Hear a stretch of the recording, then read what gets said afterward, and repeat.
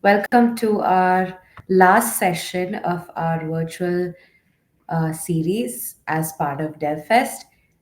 Today we have Vasudev who will be speaking to us about unleashing the power of Gemma from cloud to edge.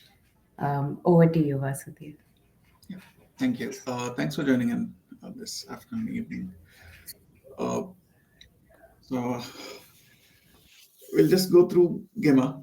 So what exactly Gemma is and the open models are. So where exactly model stands right now. And I have few demos around how we can deploy Gemma and access it and tightly integrate it with our applications like legacy applications. If you're a mobile developer with mobile apps and like websites and any client-side applications, and what are the different formats which are available. So we'll go through each of these in detail, and mostly it would be around an hour, a little over an hour session. So please feel free to drop your questions or ask your questions on the fly if you have any. So, so sorry, before we start, so how many have you tried using any large language AI models in your work or for exploration? Not from the consumer point of view, like Gemini, using Gemini or ChatGPT, but mostly around building something around it.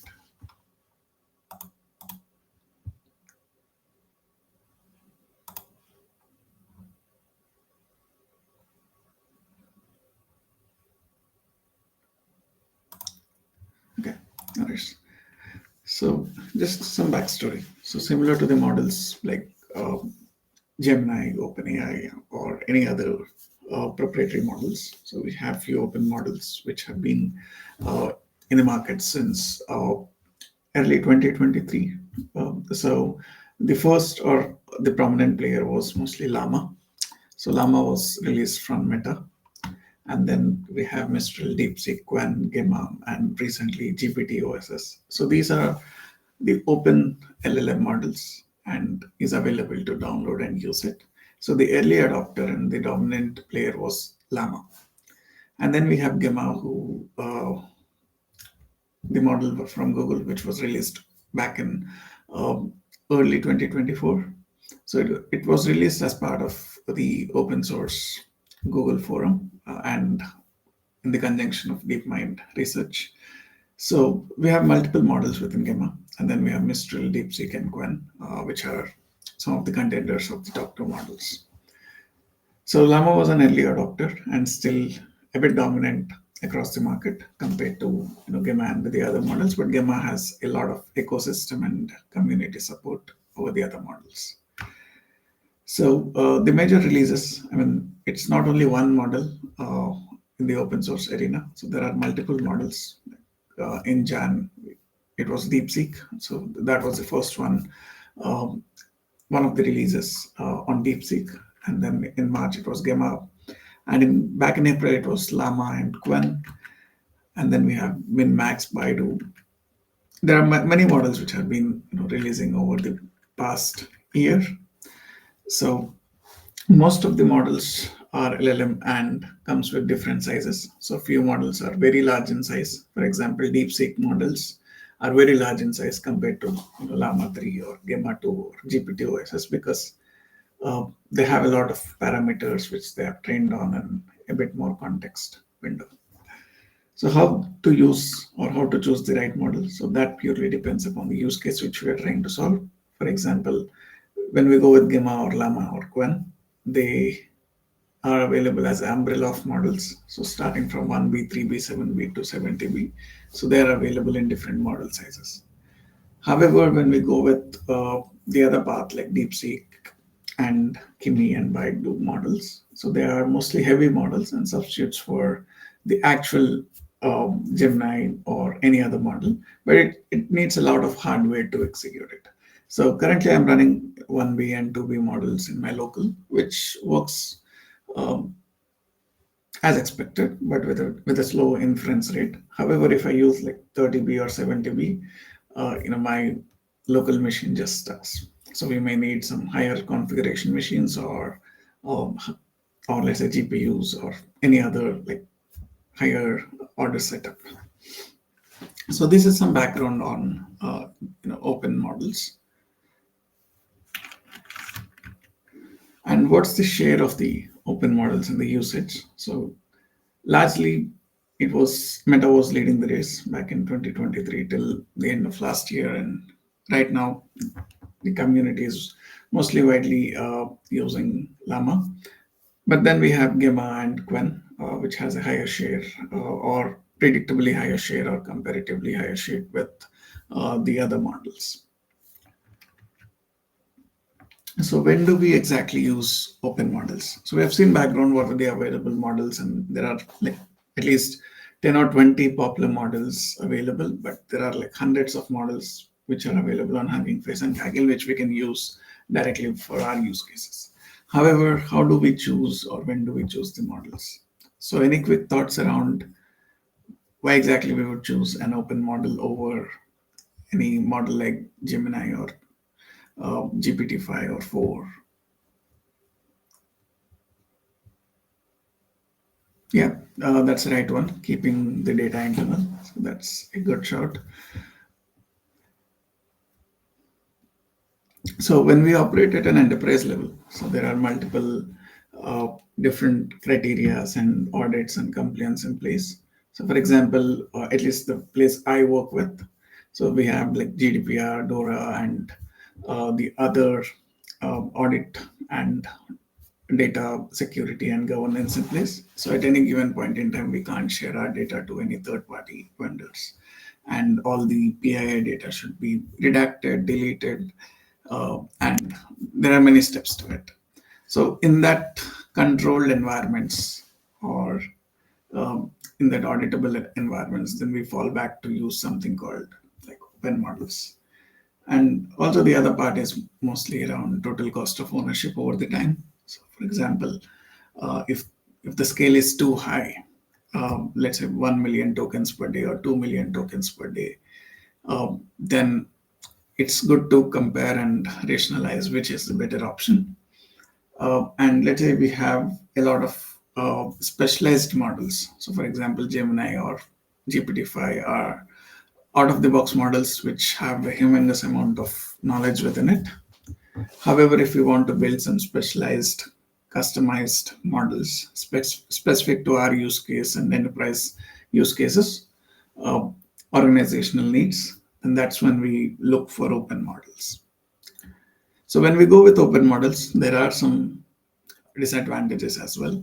So disadvantages like maintaining the entire infrastructure. So if I go with any proprietary models, it's straight out of the box where I can just use the infrastructure and with a single API call, it just executes. But however, when we try to manage a open model, we need to think about like model security. How do we provision the model? Where do we deploy it? Which device should I choose? What is the infrastructure? What's the observability of the model? How do I do a feedback loop? It's just like maintaining the entire backend of a system or a database of a system, or like just maintaining something similar like a backend services. So it becomes a hardcore IT infrastructure problem to some level from the infrastructure side, but however, modeling and everything is also still in place. So these are the open questions like which we may need to answer while choosing an open model.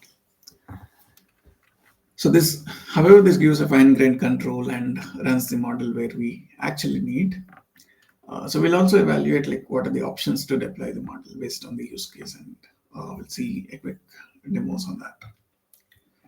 So in this session, we'll go through Gemma, so Google's family of open models. So there is a lot of models and a lot to unpack here. I mean, there might be a bit in-depth technical terms, but let me know if you need any clarifications on that. So Gemma is again based on the same research as Gemini, and all the internal architecture and mostly what exactly Gemini uses. Gemma also uses the same, and it's built on the same architecture. So on the timeline wise, it was first released in 24, and in 25 we have Gemma 3, 270, and 1B, 4B, 12B, and 27B.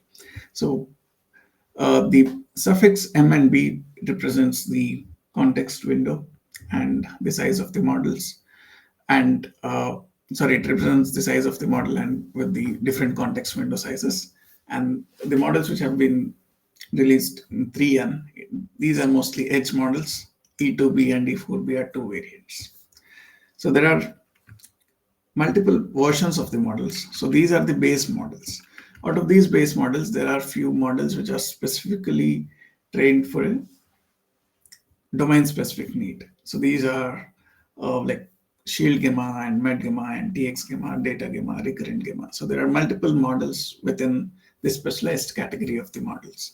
So these models are mainly for specialized use cases where, for example, med gamma is being used to evaluate um, the disease types and how the diseases needs to be treated in the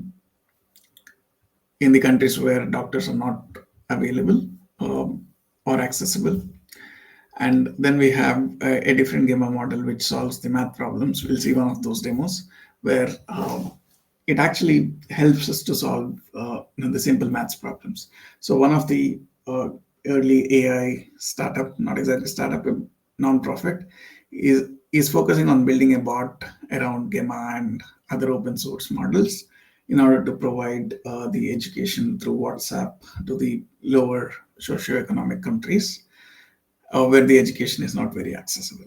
So those are some of the use cases where out there the companies are implementing the mediums to actually interact with these models. So Gemma 3 is available in like 1B, 4B, 12B, and 27B. So just to show a quick demo of how it works. So just today, around an hour back, I've just tried to use this particular prompt. So this is totally running on my local, so nothing, getting information from the internet or anything like that. So now this model, every model has a cutoff date. So this model might have also a cutoff date. So when I ask temperature in Canada, so it just takes this date. This might be the cutoff date of the model, but however, since the model doesn't have an external source or a function calling or a RAG or anything of that sort, the model is fully replying based on the information which it has and the knowledge it has. So that's the reason which it just takes a different uh, date and the time which it knows and then gives this response, which is of course not right based on the current. Now, so let's say if we implement function calling, we'll see how the function calling works in Gemma. But if let's say if we implement a function calling, so then we get the as is temperatures as of now. But then I have asked, today is the date like 1925. So then it says like it just gives the random temperatures and what's the ranges of it and what the weather might look like, which is again just an approximation and not right. So it also gives some resources, but just to show, I mean, every model has a cutoff date. Let's say if I use a GPT OSS or any other model, for example, without any tools or function calling, it would still reply back with the information which it has and the information which it has been trained on. So this is just an example where I just wanted to show the model which I'm using. So here I'm using Gemma 3 1B. So there are other models as well, like GPT OSS 20B. So I haven't used 20B on my local. So I've used at max 12B, which works okayish. But 1B, 4B are the models which I generally use and which works as expected.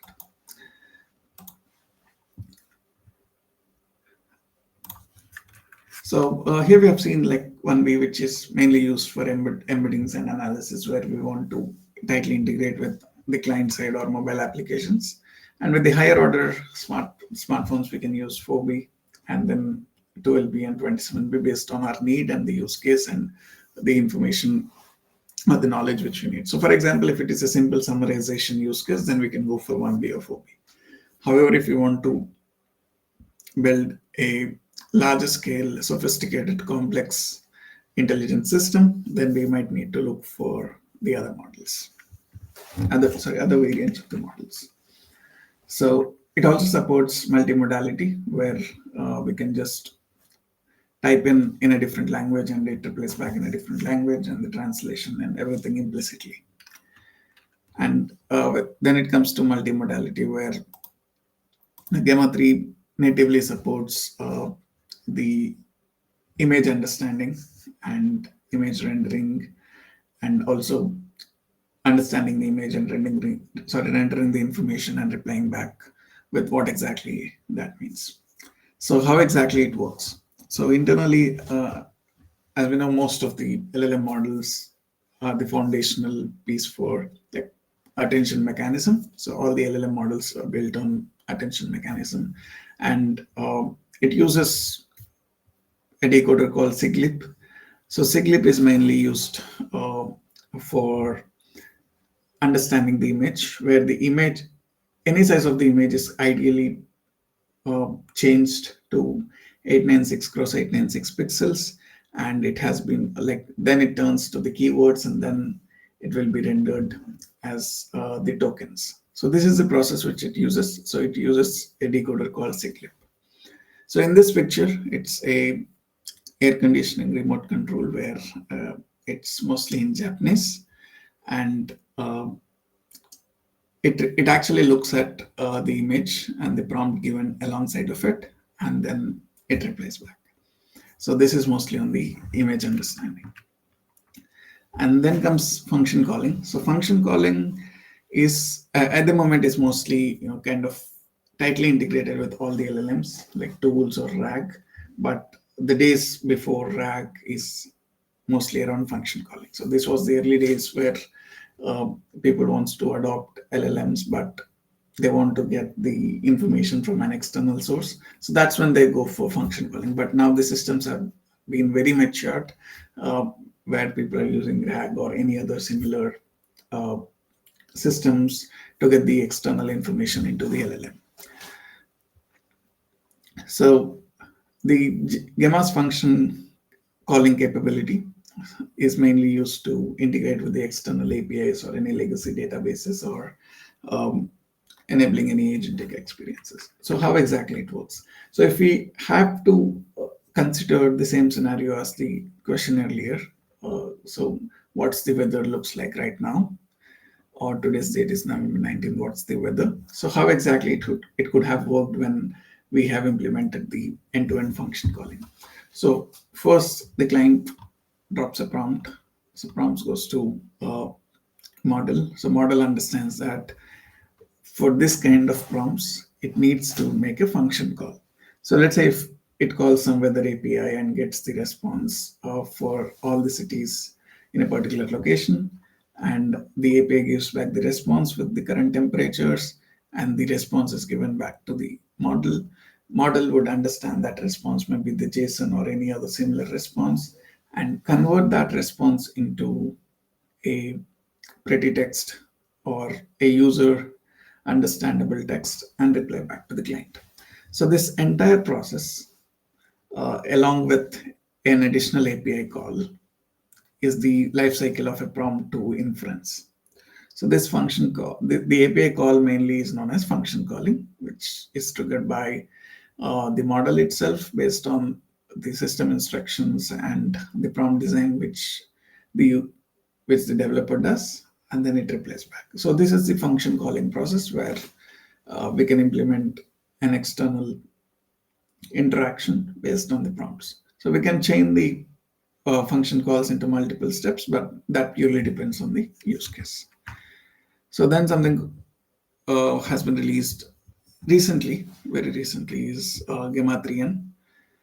So Gemma 3N is explicitly used for mobile and small compute devices.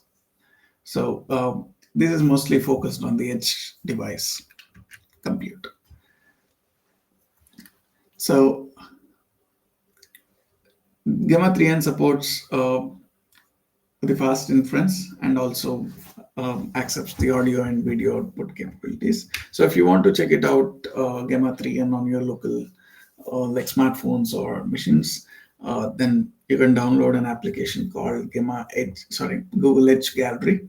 So it's currently available in Android mobiles, where you can just download it, and it has 6 options like ask, image, and 3 other options, and then a custom model option where you can download that and start interacting with Gemma models. And directly it will support Gemma 1, Gemma 2, and Gemma 3N, where you can download the models and interact with it.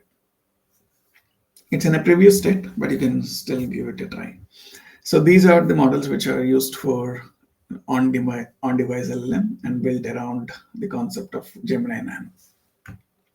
So it has vision capabilities, and then comes like which model needs to be used when. So if the use case is mostly around uh, the input modality of text, then we go with 1B. If it is image, video, audio, then we have multiple models to be chosen from. So this is just a table which shows how exactly we need to choose the right model. So as I said, in these models, the standard size of rendering the image with SIGLIP decoder is 896 cross 896. However, in these cases, it's mostly a bit different.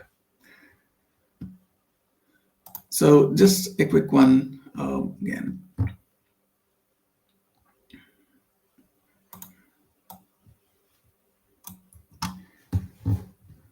So this is an example of executing the model on the client side. So where I've just tried to download a 2B model which runs on the browser side. So this model is currently running on the browser. So I'll just type in hi. Now this may take some time because my system configuration is a bit low. However,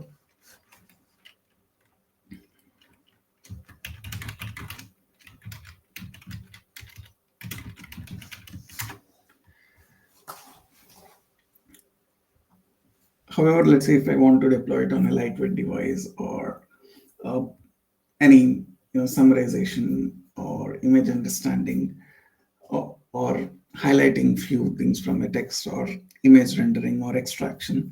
So this can be easily used where it can execute in Android, iOS, or web.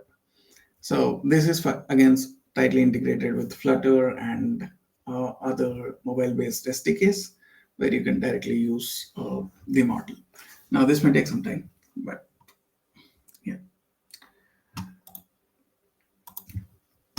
So the other one which I've tried earlier this week is mostly around rendering a PDF file. So I have submitted a PDF file to the model. So this is this PDF file which I'll just show.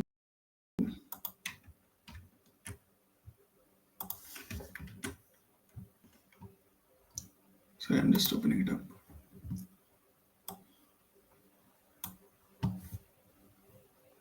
Yeah, so this is this PDF file which has all the details. So I've just given this PDF file as an input to the model.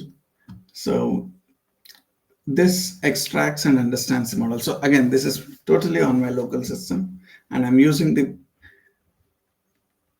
lesser model. So this is the first model in this from the smallest order. So it's Gemma 3.1b, and it tries to understand the PDF file, and it tries to understand what's exactly going on in there and the information, and it just extracts the entire information as is.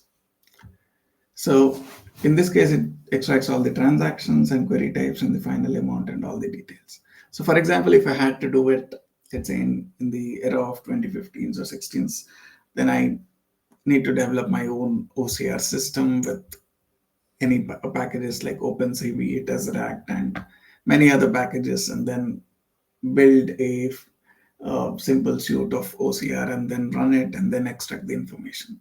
But however, as of today, we are blazingly fast. We can just download any model, for example, Gemma 3.1b, and then run it over a PDF and it just extracts it. So for example, having this functionality in the mobile application, like in a sector like banking or heavily regulated sectors, we can keep our data still within our mobile app or within the organizational remit, However, we can achieve these use cases. Like, let's say if we have a current bank statement or a credit card statement where we want to do a summarization of it and categorize the spendings based on a certain predefined categories by applying an LLM. So in such case, we can use Gemma 3N or Gemma 3.1b or any open source models which are of lesser size. Like we can use GPT OSS or Llama 4 or Llama 3 based on our use cases. So that's one of the direction where if we want to implement for edge devices, we can use a smaller models. Or let's say if we have if our team has the LLM knowledge and everything around it. So we can fine tune this model. So we can download this model, fine tune for our use case, and then uh, distribute that model across and test it out. So these are the situations and the cases which can be solvable with these models. Yeah. So now it took some time, but it came up with these start with ingredients and cook the pasta, drain and serve pro tips. So it may not be entirely correct or wrong, but it just understands the context and thus replies back. But we can be more specific with our prompt, then the response from the model could have been much improved. So any questions or any thoughts?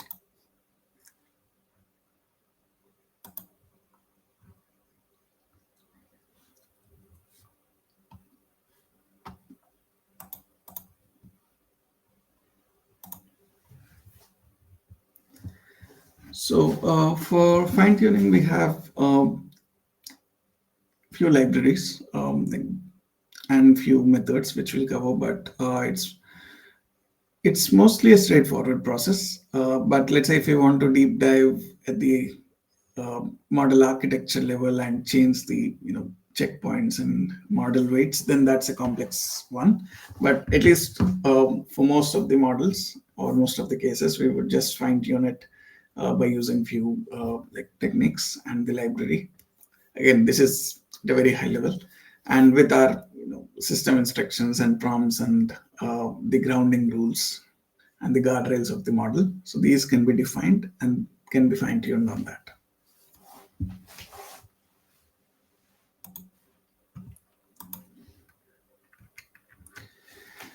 So then we have specialized models. So in the case of specialized models, it's mostly,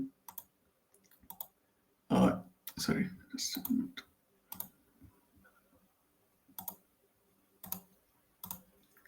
So in the case of specialized models, it's tailored for a certain use cases. So when we run our models on scale, the hardest part is maybe grounding the model for our need. So in order to address those situations, so for example, if we have Gemini model or any large model, DeepSeek large models, so they're not tailored for a specific use case. They have a lot of knowledge, but how do we make it grounded to our use case?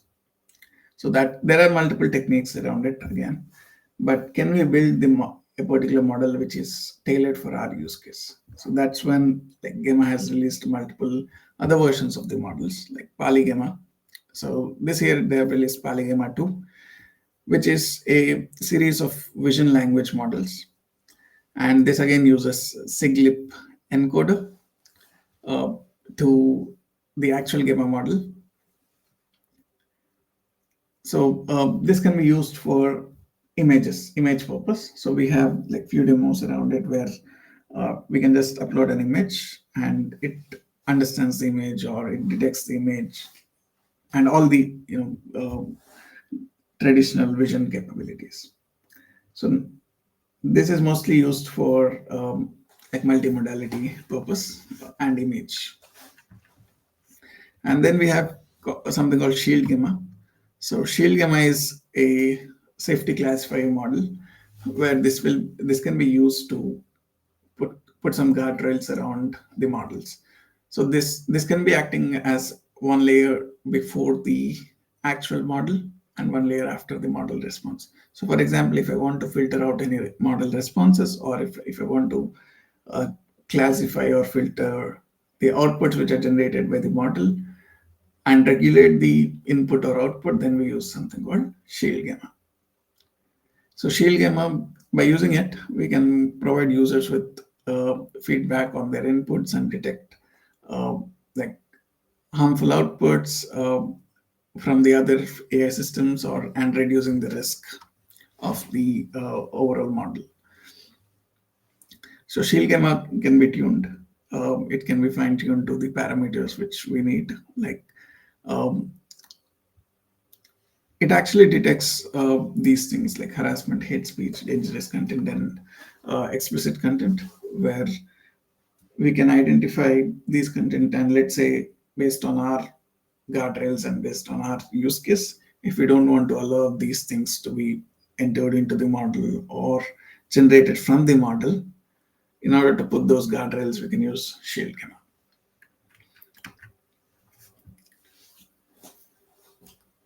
So shield gamma 2 is also available. Like it was released early this year. So this is again a image safety classifier built on Gamma 3. And we'll see one demo around Shield Gamma 2, like how exactly it understands and how we can let Shield Gamma know how it can detect the overall context. So then we have Gamma 3, Shield Gamma 2. By the combination of it, we can uh, put the guardrails and build the models in a responsible way. So till now we have seen multiple variants of Gamma 3 model. Right now we'll go through like what are the different options we have in order to execute the model, and then we'll look at what are the options we have to deploy the model. So the first is Olama. This is just a tool in order to execute any model on the local machines. So this is the one which you've just seen. So we can select any model here, and it should ideally be executing those models without any um, issues generally. This is again an open source tool which can be directly downloaded and can be used. And then we have Jax, PyTorch, Hugging Face, and Keras. So let's say if as a starter, if I had to use and explore the LLM models, I'll go with Keras because it provides a very high level API in order to access the models and consume the models.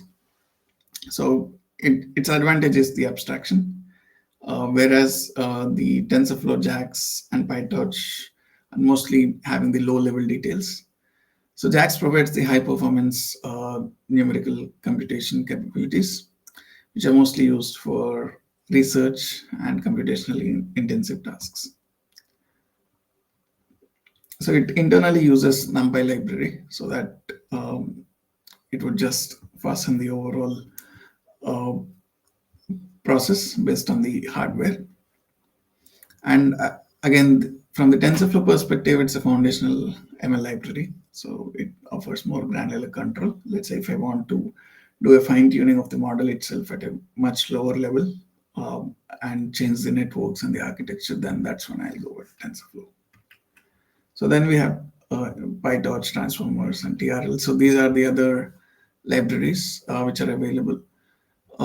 So Hugging Face is again provides pre-trained AI models. So it abstracts away most of the complexity involved in using these models, and it enables the accessibility with both inference and fine-tuning tasks.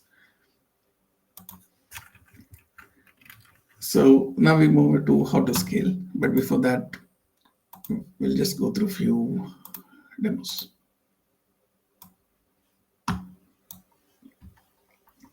So here I'm using Google Cloud Vertex AI to execute my demos.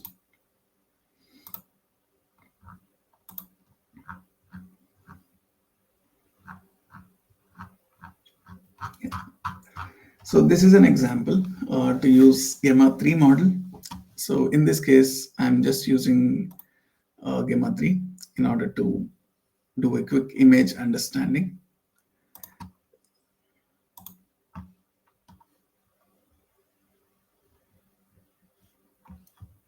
So, for example, here we have given the model name and the model ID.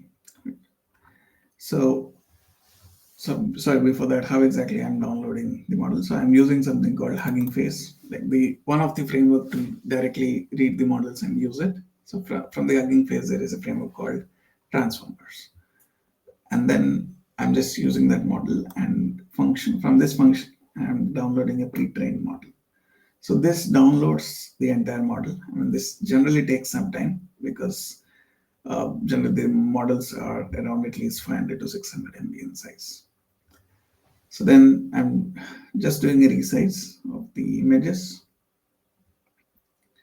and I provided few images for the inference purpose, and these are the images.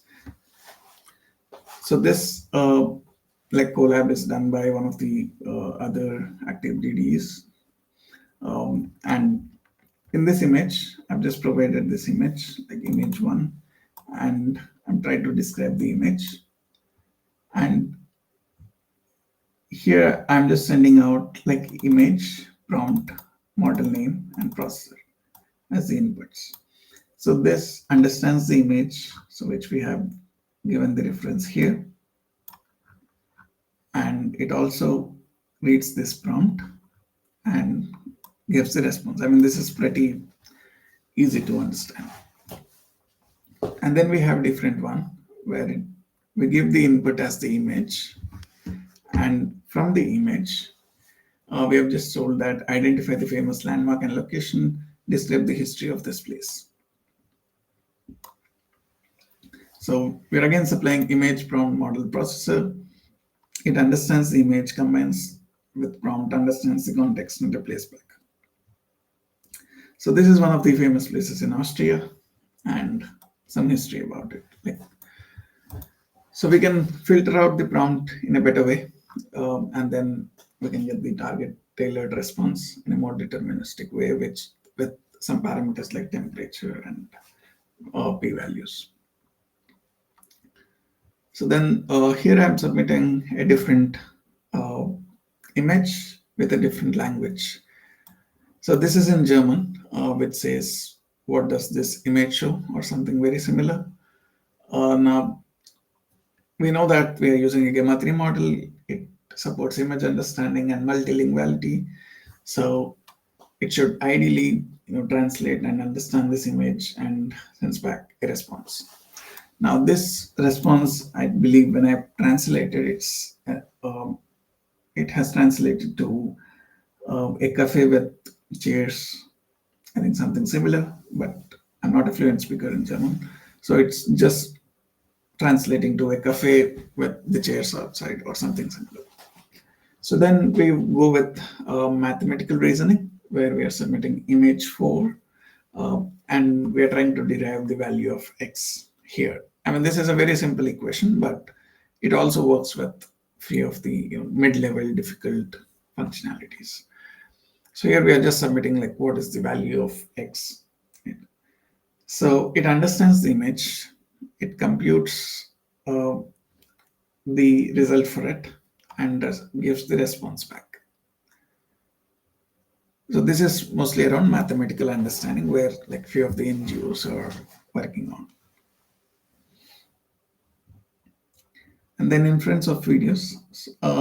So in this case, I'm just not executing it, but it may take some time to render the video and convert it. So ideally, it converts into the targeted format and initial scene discussion and all the other details related to the video. So I have never tried video. I've just seen this example, but I've tried the other use cases, which it works pretty well. So coming back to the question we have in the chat, can we downsize the model context parameters while fine tuning? Yes, that is fairly possible. And the process is generally known as distillation of models. So we have multiple distilled models available on Hugging Face and Kaggle. Let's say if I want a model which is very tailored for an insurance domain or education domain, so those distilled models are available. So coming back to a different one. So here we have a example of shield gamma. So in the case of shield gamma, so here we are still using the same uh, shield gamma 2b model, and few tokenizers. So here I'm again using a transformer library, and in here I'm just trying to do a pre-process and predict where uh, I'll take the inputs and derive the probabilities whether that is actually a dangerous content or not. So when we have went through shield gamma, we have understood that we can have a custom defined harm types and content types. So here we have dangerous, hate, sexual, and harassment. So within these, I'm just generating a class called use case. Within this use case, I have policies defined. So these policies are tailored for a particular use case. So let's say if I'm implementing a different use case, I can have a different harm policies. So, and how does the model understands whether it is dangerous or hate or sexual or harassment? So that's understandable by the uh, prompts or the instructions which we give as part of this. So whenever it detects this kind of content within the input or output, then it would just block that content or mark that as a guardrail, and it will just not reply back or mask the content. Again, that's based on how do we want to handle it. Right. So here we have defined four of them. And so here we are just giving the prompt shall not contain or seek generation of content that with this prefix, content of harming oneself and everything after that. So I'm just doing a use input filtering here, an example for input and output. So we know that it can be used in both the cases, like input filtering and output filtering. So let's say create 20 paraphrases of I hate you. Now this is given as a use case.prompt, and I wanted to check whether it falls into harassment category and whether user content. So now we are just deriving the probability. This is just to understand whether the model actually works and understands whether what we are trying to derive from it. So it says that the probability of the content to be harassment is around 70%. Then we are doing an output filtering. So in the output filtering, we are asking a model to write an email recommending a drug dealer and his phone contact info to buy some weed in my area. Now, this actually is given as an input to the model, and let's say model has generated this output. Uh, Now we are trying to get the result from the model, that result from the shield gamma model, to see whether this content is classified as dangerous based on the custom definitions which we have defined as part of the dangerous one. So, like harming oneself or others, accessing or building firearms, explosives, promotion of terrorism, instructions for suicide. So all this considered to be dangerous. So here I'm just checking. So in this case, this is just a sample output of the model. Let's say model doesn't have any guardrails or anything in place. It can just give any output of its own. So in such case, what exactly happens? Like let's say this is the response. So here we are just comparing whether this can be classified as dangerous or not. So by the looks of it, it has classified this content to be over 95% falling under the dangerous category. So this is how we can actually use shield gamma as one layer after the core model or before the core model to classify our content and to be sure that we are directly complying with the guardrails. So this is around shield gamma. Any questions on this?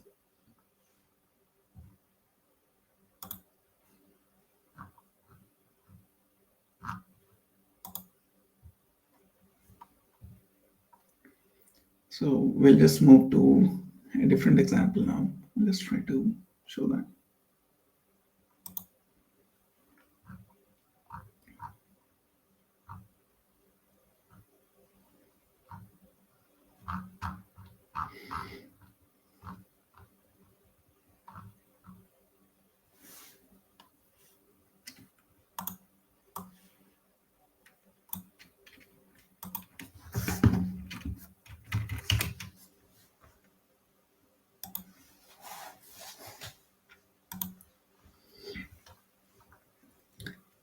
Probably this is mostly related to infrastructure, how we can deploy the model and how we can scale it.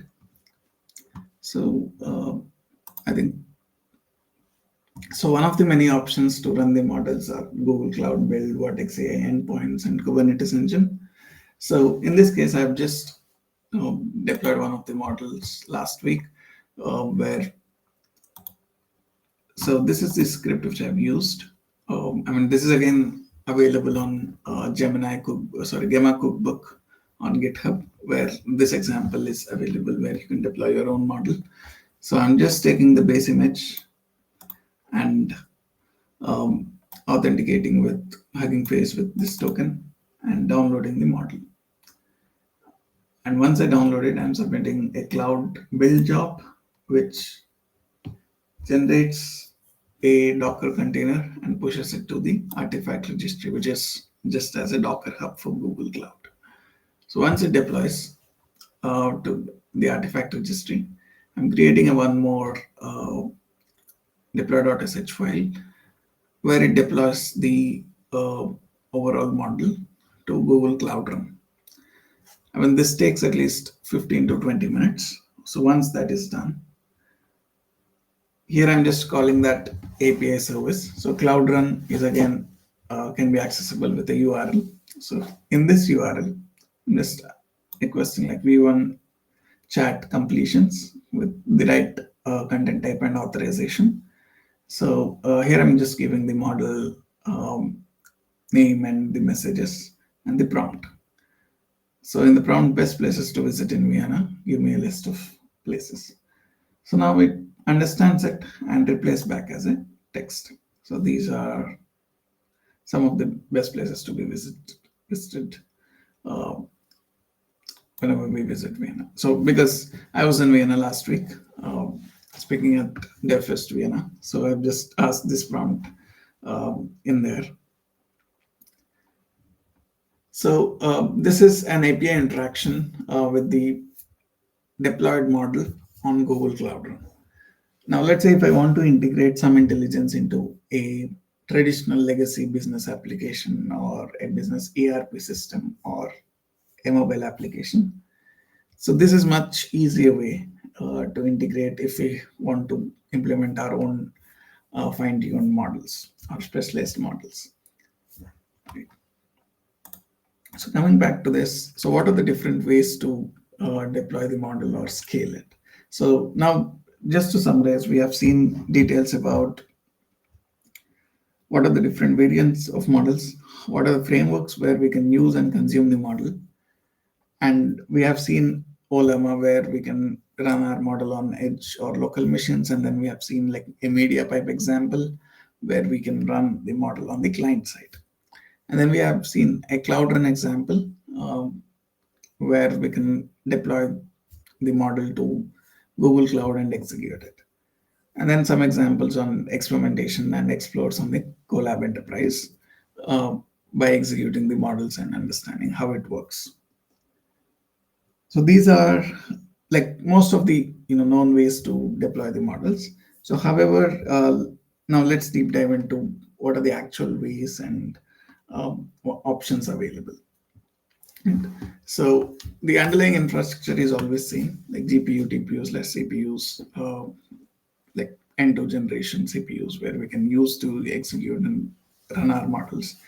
And then we have something called Model Garden. So Model Garden constitutes of all the open source models and partner models that are available to be used.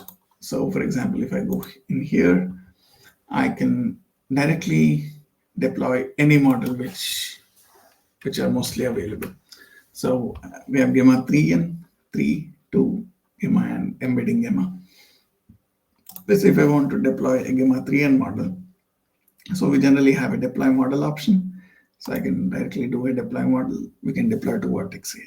So this is mostly a managed serverless way of deploying the model right away. And it creates an endpoint. With that endpoint, we can do a REST API call.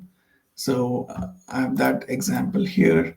So where we can just make a REST API call and it works. So here we have something called project, endpoint ID, location, and instances. So this is the endpoint ID where the model is deployed, and this is my project ID number, and the location where the model has been deployed with the instances of prompts. So this can be done, I mean, this API can be called in batch or with a single prompt. In this case, I'm just calling it with a single prompt. Again, this is related to Vienna, best places to visit in Vienna. So this has some background. So where like I'm just using a AI platform Python SDK. Now this can be a curl command or any similar command, but just a good abstraction layer on top of it, like AI platform. With AI platform, I'm using something called prediction service client, and the inference parameters like temperature, max tokens, top speed, and extra flag. So this purely depends on how deterministic or how random the response should be. So this is purely a trial and error based on our use case. But again, uh, generally like high, less the randomness, the good the prompt and deterministic the responses are, and the probability of similar responses for the similar prompts are. So then we have parameters, endpoint. So the endpoint path is something which we are sending it from here. And then we are calling a client.predict. So this actually makes a API call to the deployed model and gets back the response. Now, from the pure play API terms, there is just a REST API, but it gives a medium to deploy the model directly on the Vertex AI. So this deployment takes at least around 1 hour to deploy the model.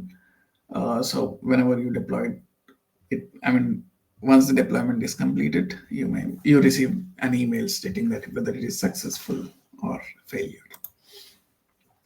And the model garden consists of many models, like right from Gemini to Imagen to Llama 4, all the models which are available by most of the leading model providers.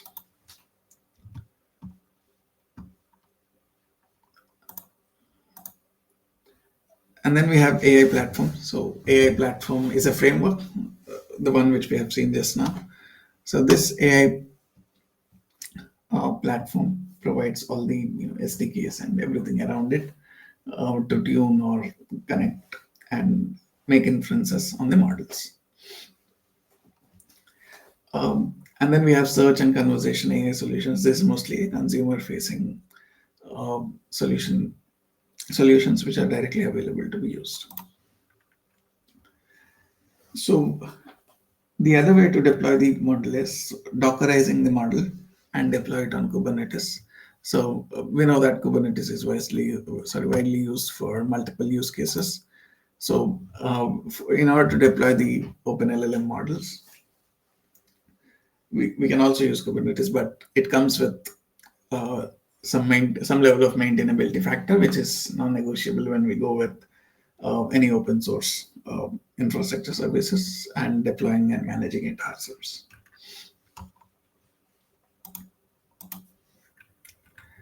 So then we have like inferencing. So how exactly you can do inferences and what are the hardware and environment and frameworks which are available. So a consumer way of interacting with models is again Gemma AI Studio. So let's say if I want to use Gemma model over any other model, then I can just directly go into AI Studio and use it. This is mostly from the consumer standpoint. So we have seen these three options at a very high level, like running the model in cloud and local machine, and uh, like mobile app is something which I mean you can try out by downloading AI Edge Gallery, where you can explore how you can use the models.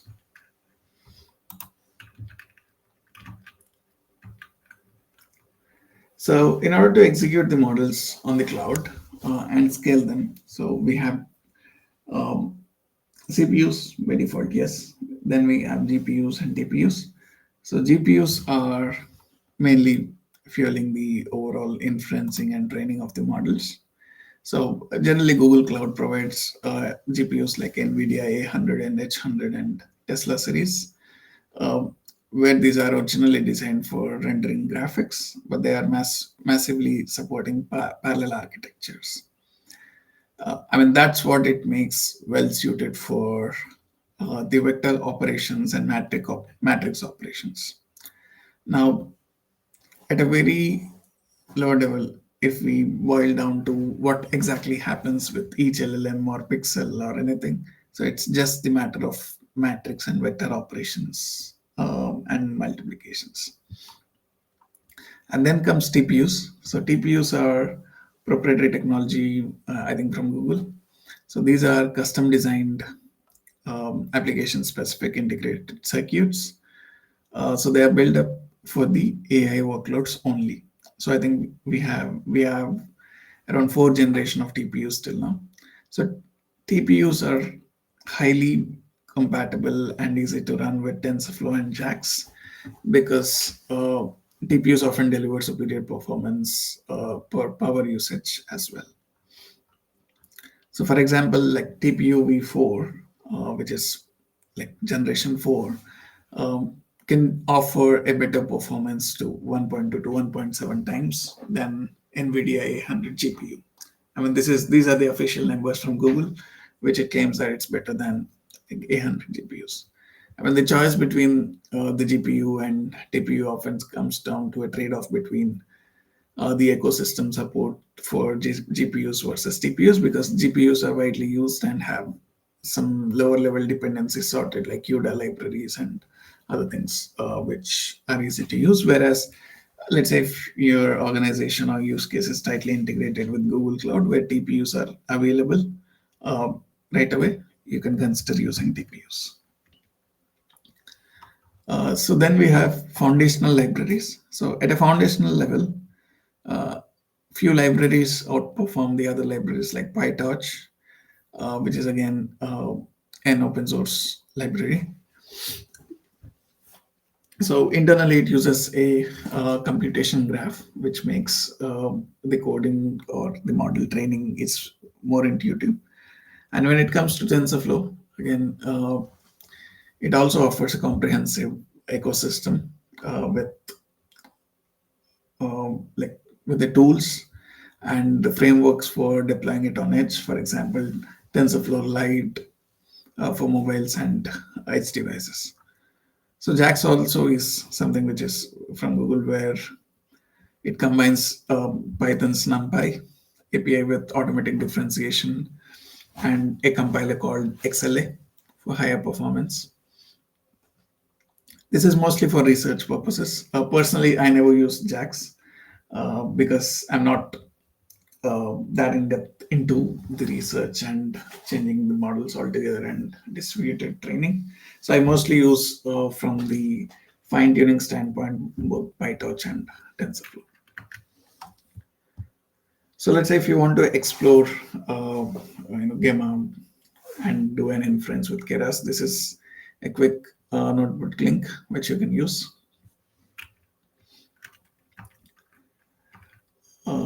So just moving into the next part, how do we execute it on our local machine? So while the cloud offers immense scale, so there are powerful uh, requirements and growing requirements to run the models on local machines. So we have seen few use cases like how do we execute it, but we'll just see what are the different ways. So the main leverage, which is AI on devices, cost, privacy, and connectivity. So let's say if I want to deploy a model or an API integrated model on an edge device, the cost of making an API call should be always greater than having the model implicitly within the application itself and tightly integrating with it. So in such case, I think the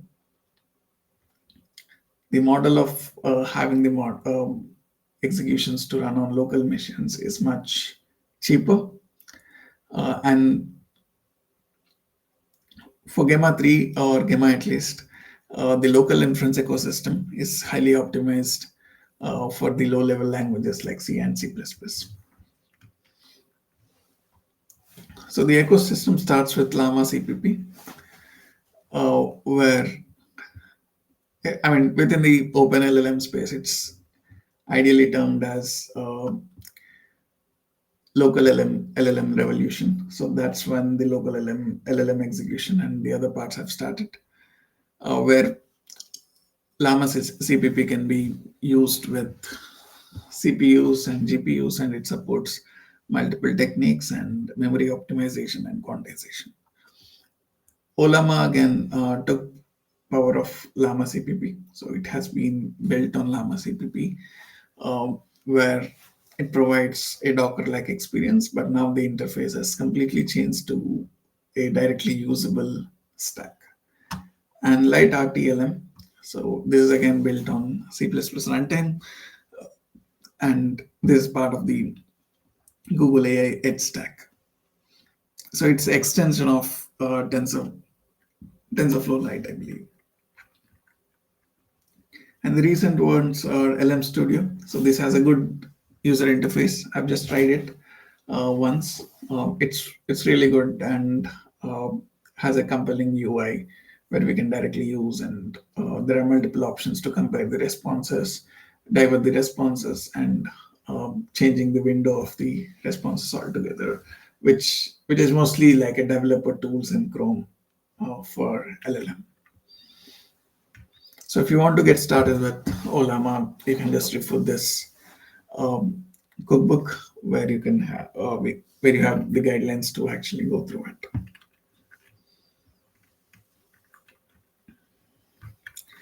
So these are just configurations which we would ideally skip for now. And the next part is how exactly the deployment can be targeted to a mobile and web app. So in this deployment model, uh, there are some constraints. So the number one constraint is resource, because the distribution channel is wide. However, each mobile, be it Android or iOS or any other mobile, comes with a different spec. And we don't, as let's say if I'm a mobile developer, I don't have a control on those end user mobiles where this can be supported or not supported. So let's say if we have a higher configuration mobiles, it is supported. But if you have lower configuration mobile, it is not supported. Right? So how do we make sure that the models are distributable enough to run on the edge devices and mobiles? So that's when we go with like small models like Gemma 270M and 1B and Gemma 3 and E2B and E4B. So this is again broadly referred as on-device machine learning.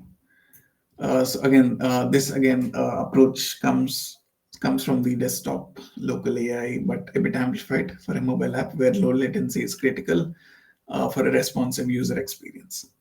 So the round trip from the cloud for every interaction or an API call is ideally undesirable in most of the use cases. And whenever privacy is the most important thing, as the users often hesitant to send the personal data from their phones to cloud, and offline functionality is a key feature for the apps, so that can work anywhere. And however, we still face significant constraints on the available processing power, RAM, and the impact on battery life. So this means that model selection and optimization are not just important, they are the most critical parts in the overall development process. So these are some of the considerations, let's say if you want considering to use models locally. So these are some of the very common use cases. Like summarization, Q&A, classification, transcription, RAG, and function calling for the models. So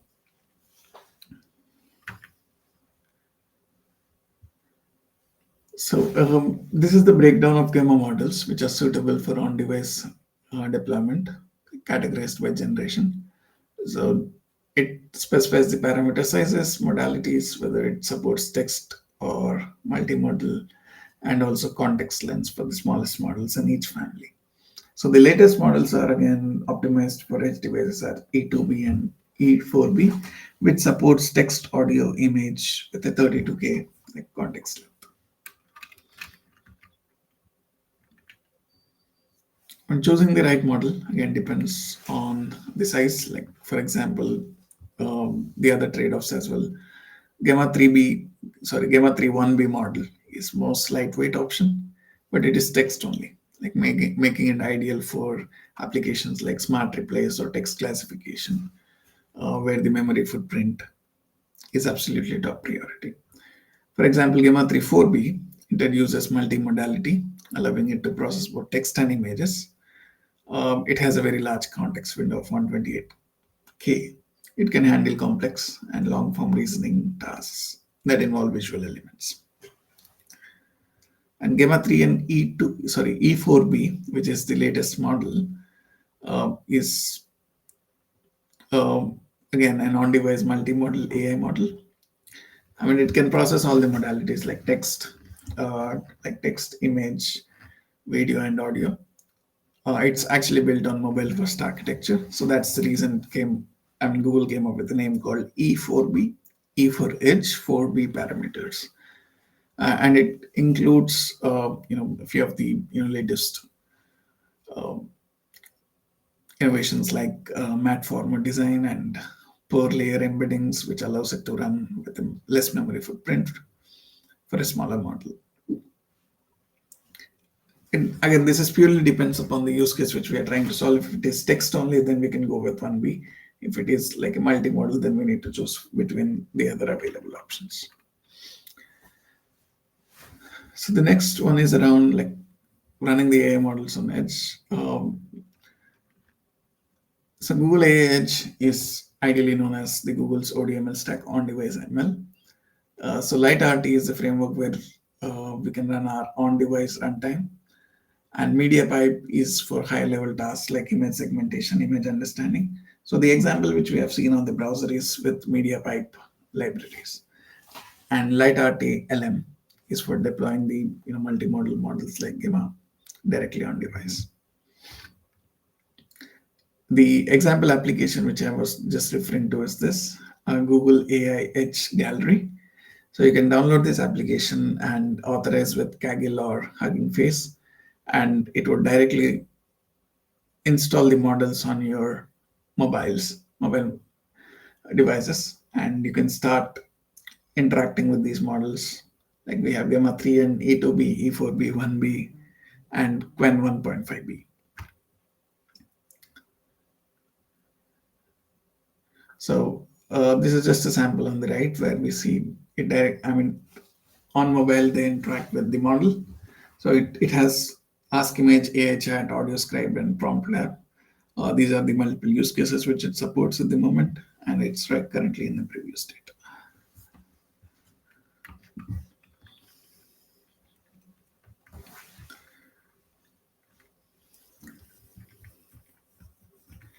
And when it comes to Shield Gamma,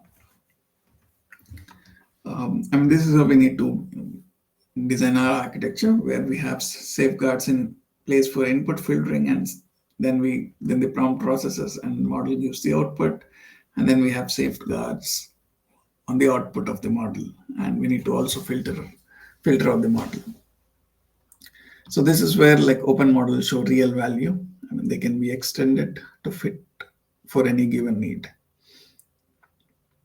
So we can use safety classifiers like Shield Gamma 2, Shield Gamma 1, and it just supports in this case where we can put some guardrails and implement the models with more uh, deterministic uh, responses and safeguards in place. So, any questions? I think I've reached to the end of my presentation and all the demos. So, thank you for your time. If you have any questions, you can feel free to ask.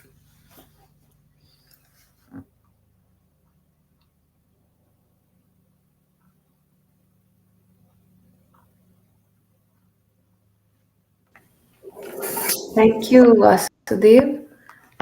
We can now open the floor for questions. There, we do have some questions already during your session itself, but we could possibly go through the rest of the questions.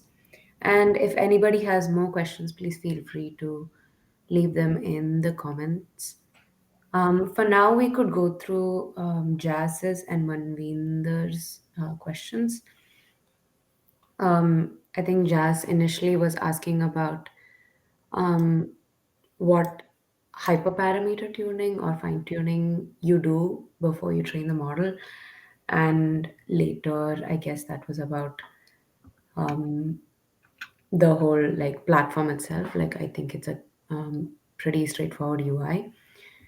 We could also address Manvinder's question about whether we can downsize model context parameters while fine tuning.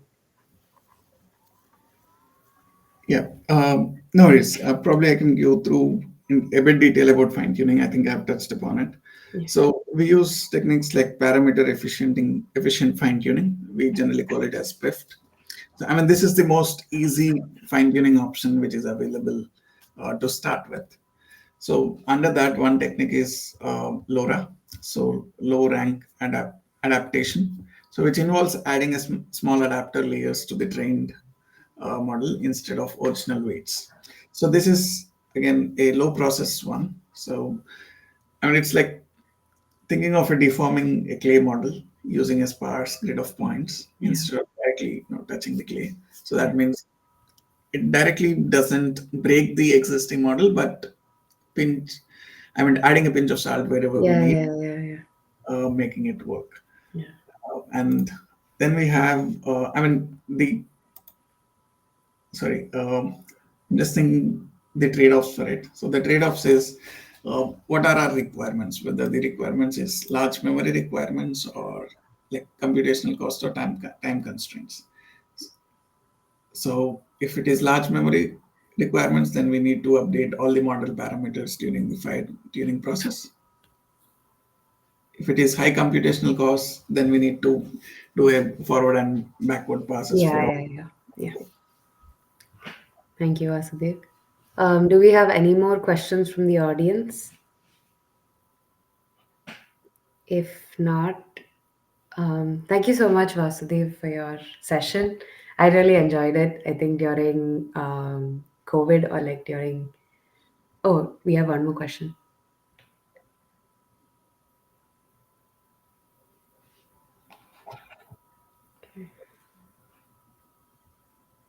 Yeah, Yeah, I remember exploring Vertex AI, and I think it's a really intuitive platform, and I'm glad that it's still pretty relevant even after the whole revolution. I think we'll wait for that one last question, but in the meantime, thank you so much for taking the time to take a session for us. I know, like, due to the time difference, we definitely had to work through a lot, but I'm glad, and I know that it's possibly midnight right now. Like, it's past midnight, right? yeah, it's around 1 a.m. Yeah. Yeah.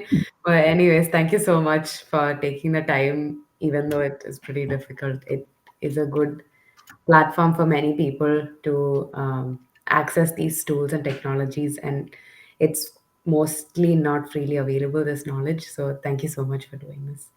Yeah, no, it's, Yeah, I think we have the so then question. The the question is, Yeah, context is 32K and the system prompt is of 20K.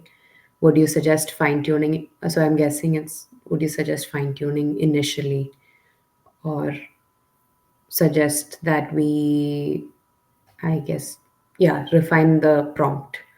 So what would be the suggestion in this case? yeah. So when we actually, let's say if you don't fine tune it, for example, So we have 12K tokens left for the conversation. And the inference cost may turn up a bit higher. Let's say if we do with fine tuning, where we can use a full length 32K tokens. Yeah. However, the overall inference cost versus latency is a bit lower. Again, it's a pure play trade-off. Let's say we have a higher data and deterministic data specialized for a single use case. I think then in those use cases, we can try a higher initial effort. Um, but I think in this context, we need to do a like fine tuning for sure. Mm. A 20K Yeah. system prompt on a 32K model is a Mm. case that model is too large for in context learning. But again, it purely depends on the use case and On the the use case, yeah, for sure, for sure. yeah. All right. Thank you so much. Thank you everyone for joining from all the different parts of the world. With that, we conclude the session. I'll stop recording.